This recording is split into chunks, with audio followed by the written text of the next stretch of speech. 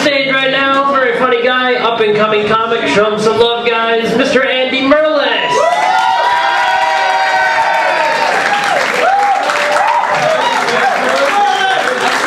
Hi there. Welcome to the New York Comedy Club. How many people are here because of the same-sex marriage? Okay, there we go. Welcome to New York. So, same-sex marriage passed. The weddings are coming up. Everybody's very, very excited about it. Everybody's very, well, not everybody's very happy about it. The opponents of same-sex marriage are really upset, really pissed off because now they can't. Yeah, why the fuck are they so upset about that? I don't know. But I was for same-sex marriage. I'm all for freedom and equality. I think that's great. But all the hoopla that followed and the partying and the celebration, I was like, God, that's so gay. I'm really happy to be up here. So many of my friends came out to support me, and that's just wonderful.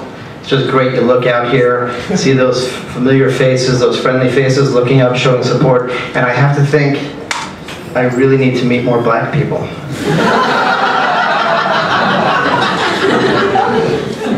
Because you get my friends in a room and you could shoot a Volvo commercial.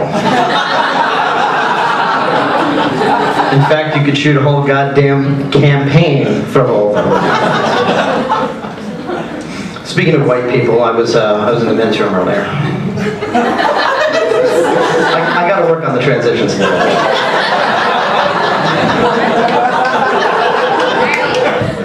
I was in the men's room earlier, and there was a guy in the stall on his cell phone. Have you ever seen this, or witnessed this, or heard this? Don't want to see it. I don't understand that. He was squawking and squatting at the same time. And I'm thinking, don't do that. If you're calling me, don't call me from the men's room. In fact, if anybody calls me with their pants down around their ankles, they better be paying me 99 cents a minute. That's a little old school though, right? They don't have those phone sex lines anymore? When I was a young man, you could pick up the phone and call a lady.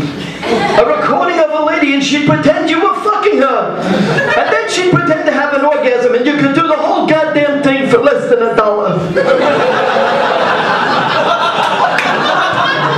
Not anymore, you kids with your fancy internets. Yeah. Actually, the phone is kind of the internet, right? I mean, anybody have a smartphone? I have a smartphone. Nobody has a fucking smartphone? Have you guys ever been to a comedy club before? I love my smartphone, although I'm still getting used to the touchpad. You know, the other day an eyelash fell on my phone and I was trying to get it off and I speed dialed everybody in my contact list and downloaded 6 apps. I still don't know how to use them. I have the Android. The Android is powered by Google. And Google is such a powerful company because of its simplicity. You know, Google has become a verb. You can Google something. And I thought, well, you know, there's got to be other words that you can use as a search engine that would be simple that way. And I'm thinking, you know, a guy from Brooklyn, what about fuck? Already a verb, right? And I thought that would be perfect because imagine this scenario. Yo, did you know Snooki wears a size D cup? Yeah, how do you know that shit? I fucked her. Right?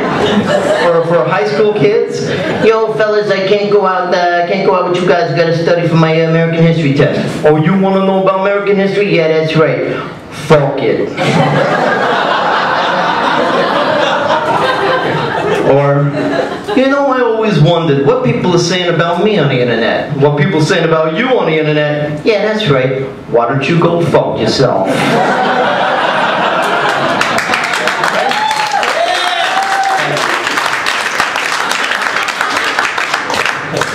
So, I pulled my ass today. That's a true story. I pulled my ass today. Playing softball. This is a game that's designed for fat, out-of-shape, beer-guzzling guys. And I can't hack it. I pulled my left ass. Thank God I didn't go bowling. I would have died of cardiac arrest right there in the third frame. But I know why it happened, because I just turned 45 recently.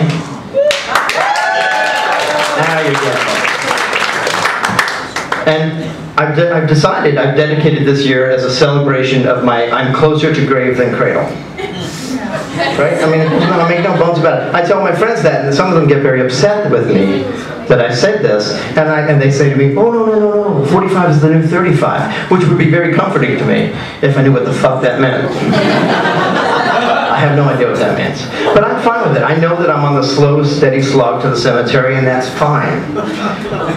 It's fine because I know what's coming, and I know what's coming because I watch the Game Show Network. And I see the commercials. So I know that my life will be full of used catheters, hover rounds, and medical alert bracelets, and that's fine. I'm accepted. I have no problem with that. You also get to see a lot of drug commercials, a lot of pills, a lot of medicines, and I love these pharmaceutical commercials because they have these warnings. They issue these warnings. Like we all know about the famous dreaded 4-hour boner from But I think if the 4-hour boner is really that dreadful, if it's really that dangerous, how did I survive my teenage years? And if a 4-hour boner is really that bad, can I still aim for 3 hours and 59 minutes? And 59 seconds?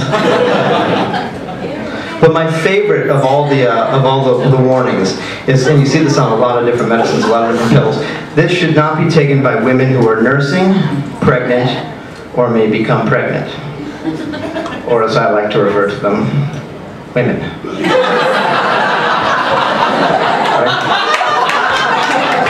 I haven't covered the gamut there. I think women are great. I love women. You know what I love about women? Yes, the vagina, but beyond that. And no, it's not that you can give birth. Yes, we all fucking know you can give birth. Give it a goddamn rest. No, what I love about women is their ability to take off their bras without taking off their shirts. Has anybody seen this? It's really remarkable. They pull their arms in like that.